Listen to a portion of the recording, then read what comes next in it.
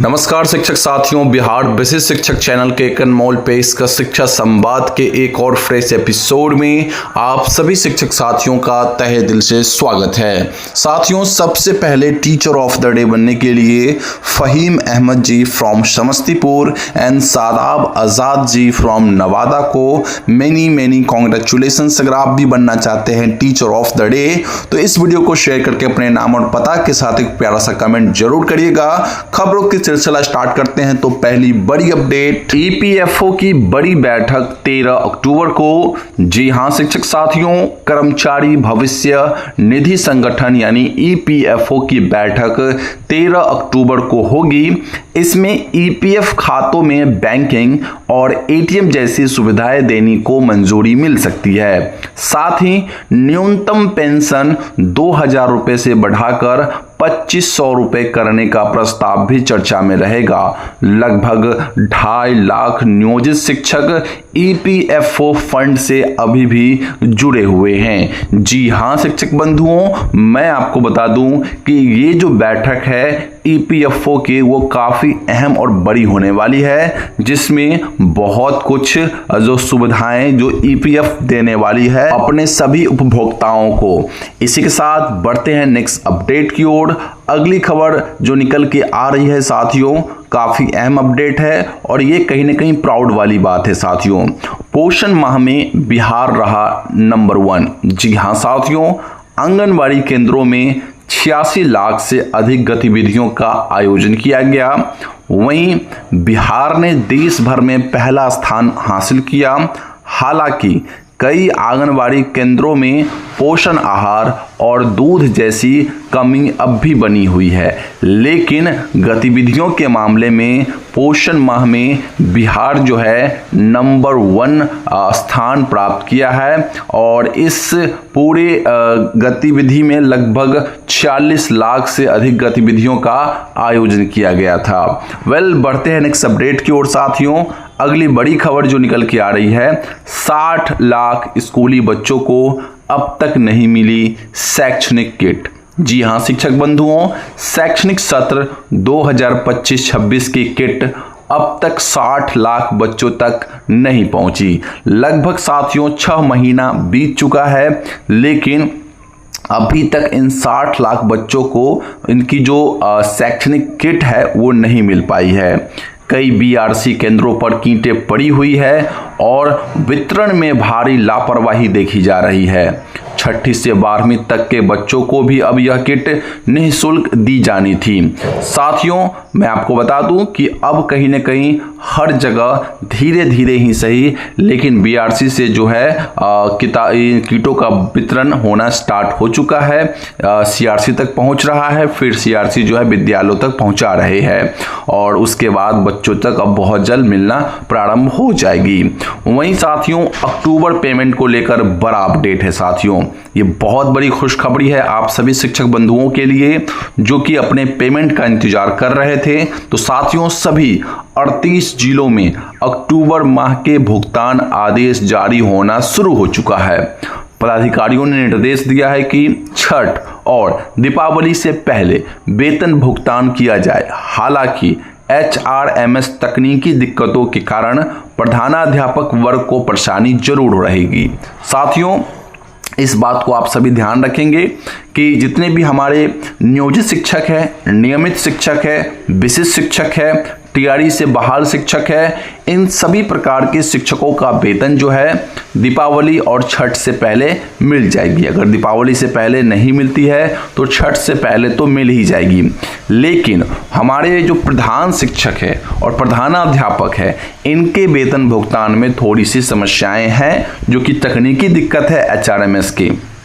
इस बात को आप सभी को ध्यान रखनी है। तो इस खबर के साथ हम बढ़ेंगे नेक्स्ट अपडेट की ओर और अगली जो खबर यहाँ पे निकल के आ रही है साथियों, उसे जानने से पहले मैं आप सभी शिक्षक बंधुओं से रिक्वेस्ट करूंगा कि साथियों आप हमारी वीडियोस को, हमारी न्यूज़ को, हमारी अपडेट्स को लगातार पा रहे हैं, लेकिन हमारे चैनल को अभी तक आपने सब्सक्राइब नहीं किया है। साथियों अगर आप चैनल को सब्सक्राइब करते हैं तो जानकारी पहले आपको प्राप्त हो जाएगी, तो प्लीज़ चैनल को अभी सब्सक्राइब कर लीजिए। साथ ही साथ साथियों एक बड़ी अपडेट और है कि विशेष शिक्षकों के लिए वेतन फिक्सेशन का पत्र जो है जारी होना प्रारंभ है। जी हाँ साथियों, विशेष शिक्षकों के वेतन संरक्षण के साथ फिक्सेशन को लेकर पत्र जारी हो गया है। लगभग हर जिले से पत्र निकलना प्रारंभ है और बहुत जल्द हो सकता है तो राज्य स्तरीय एसओपी भी जारी हो सकती है। अब उनकी फिक्सेशन की जो प्रक्रिया बिल्कुल शुरू हो चुकी है। सेवा पुस्तिका का संधारण और इन सब के लिए लगभग 1 सप्ताह का समय दिया गया है। हालांकि इन सब मामलों में विशेष शिक्षक तो अक्टूबर से नवंबर तक अपनी समस्याओं को लगभग समाप्त कर लेंगे, लेकिन जो मूलभूत समस्या है वही, लेकिन जो उनकी ओरिजिनल समस्या है, ओरिजिनल मांगे हैं, वो तो इस चुनावी वर्ष में सुनी नहीं गई। इसके बावजूद आगे बढ़ते हैं तो हम यहाँ पर देखते क्या हैं कि जो बीपीएससी से बहाल टीआरई के शिक्षक हैं या प्रधान शिक्षक या प्रधानाध्यापक है, ये अभी भी पीछे चल रहे हैं, क्योंकि इस चुनावी वर्ष में इनकी कोई भी मांगे नहीं पूरी गई। तो विशेष शिक्षकों के लिए खुशखबरी हो सकती है कि एटलीस्ट उनका जो वेतन फिक्सेशन था वो होना प्रारंभ हो जाएगा, क्योंकि साथियों बीते कई महीनों से ये शिक्षक साथी जो है बहुत बुरी तरीके से इनका जीवन चल रहा था। इनका हर माह 10 से 15 हज़ार वेतन कम मिल रहा था, जो कि इनके खर्चे तो उस हिसाब से हो ही रहे थे, लेकिन वेतन कम पा रहे थे तो बहुत परेशानियों का सामना करना पड़ रहा था। वहीं नेक्स्ट खबर की रुख करेंगे साथियों, तो एमडीएम और छात्रवृत्ति राशि पर बड़ा निर्णय। जी हाँ साथियों, सरकार ने स्पष्ट किया है कि मिड डे मील किसी भी परिस्थिति में बंद नहीं होगा। वहीं छात्रवृत्ति की जो राशि है वो अब बच्चों को दोगुनी कर दी गई है।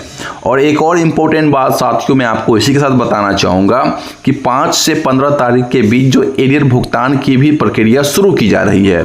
आपने देखा होगा, मैंने कल अपने व्हाट्सएप चैनल पे लगातार पत्र को जारी करता रहा, जहाँ पे हर एक जिला अपने अधीन शिक्षकों के जो है बकाया वेतन भुगतान हेतु पत्र निकाल रही है। तो साथियों इस बात को ध्यान रखिएगा कि अब बहुत जल्द इस महीना तो लगभग होने के चांसेस है, और अगर इस महीने नहीं होती है तो नेक्स्ट मंथ तो सभी प्रकार की जितनी भी एरियर रुकी हुई है शिक्षकों का, उनका वेतन होना प्रारंभ हो जाएगा। तो इस चीज़ को आप ध्यान रखिएगा। अगर आपके यहाँ पत्र निकलती है तो आपको जो चीज़ें मांगी जाती है समय आप उन चीज़ों को पहुँचा दीजिए, उन चीज़ों को मांग को पूरा कर दीजिए अपने डॉक्यूमेंट्स को रेडी करके, ताकि आपका जो एरियर की राशि इतनी लंबी अरसे से फंसी हुई है वो अब आपको मिल जाए। तो साथियों इस बात को ध्यान रखते हुए हम बढ़ते हैं वो नेक्स्ट खबर की ओर। उससे पहले साथियों एक और रिक्वेस्ट होगी आप सभी शिक्षक बंधुओं से कि साथियों अगर आपने अभी तक हमारा व्हाट्सएप चैनल ज्वाइन नहीं किया है ना, तो बहुत कुछ मिस कर जा रहे हैं आप लोग। तो प्लीज़ जाके हमारे व्हाट्सएप चैनल को ज्वाइन करिए, जिसका लिंक वीडियो के डिस्क्रिप्शन बॉक्स में है। अब सबसे इंपॉर्टेंट बात साथियों, चुनावी माहौल में शिक्षकों की नाराजगी बढ़ी है। बिल्कुल साथियों, भले ही पेमेंट और योजनाएं की घोषणाएं की जा रही है, लेकिन शिक्षक वर्ग में अभी भी असंतोष बरकरार है। सरकार के लिए चुनावी नुकसान का कारण बन सकता है। साथियों पता है आपको, चुनाव पूर्व शिक्षकों की एक भी मांगे नहीं पूरी की गई, एक भी मांगे नहीं सुनी गई। तो इससे शिक्षक वर्ग में अपनी भड़ास जो कि है इस चुनाव में निकाल सकती है। तो इस बात को ध्यान रखिएगा। हालांकि बिहार का रिकॉर्ड है कि यहाँ पे जाति के आधार पर जो है वोटिंग होती है। अब देखना होगा क्या कुछ निर्णय निकलता है। खैर बढ़ते हैं नेक्स्ट अपडेट की ओर। अगली खबर जो काफी महत्वपूर्ण खबर है साथियों, चुनाव प्रशिक्षण का पहला चरण खत्म हुआ, शिक्षकों की मांग जारी। साथियों चुनाव कार्य हेतु शिक्षकों का जो पहला चरण या कहे कि मतदान कर्मियों का पहला चरण का प्रशिक्षण पूरा हो गया है। अब दूसरा चरण जल्द शुरू होने वाला है।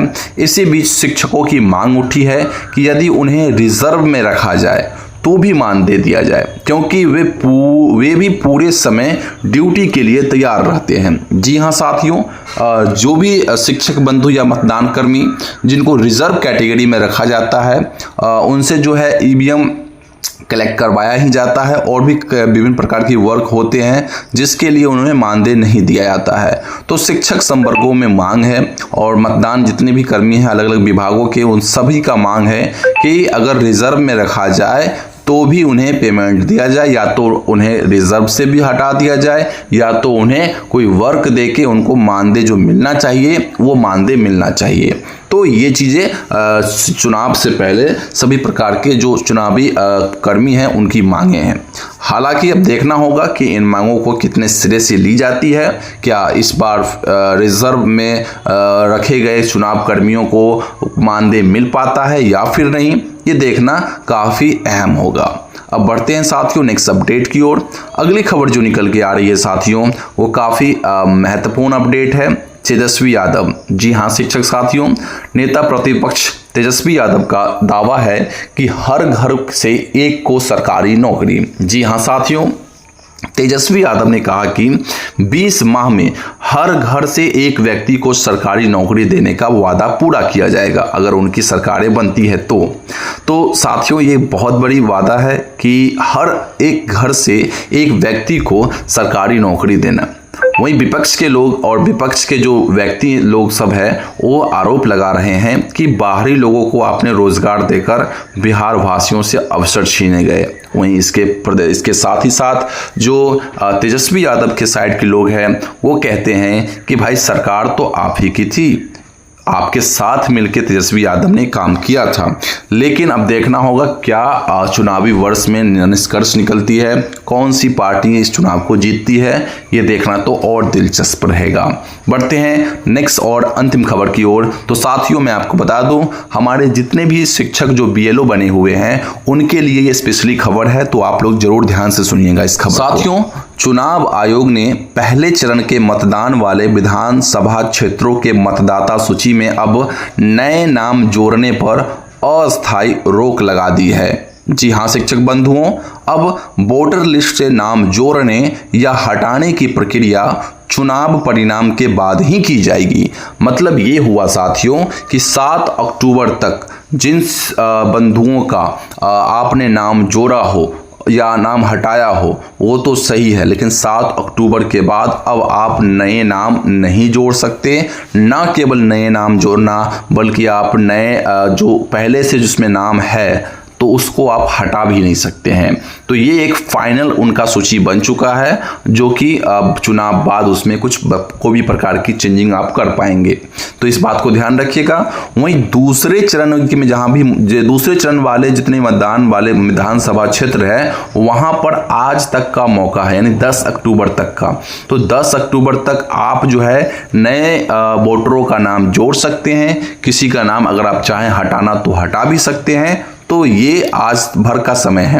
कल से दूसरे चरण के मतदान वाले विधानसभा क्षेत्रों में भी मतदाता सूची में नाम जोड़ने पर अस्थायी रोक लगा दी जाएगी और वहां पे आप वोटर लिस्ट में नाम जोड़ने और हटाने की प्रक्रिया भी चुनाव के बाद ही होगी। तो इस बात को आप सभी शिक्षक बंधु ध्यान में रखेंगे। तो आई होप आपको ये वीडियो समझ में आई होगी, पसंद आई होगी। तो वीडियो को लाइक करके चैनल को सब्सक्राइब कर ले एंड हमारे व्हाट्सएप चैनल को जरूर ज्वाइन करें सभी प्रकार के अपडेट्स को सबसे पहले पाने के लिए। मिलते हैं अगली वीडियो में, तब तक के लिए जय हिंद।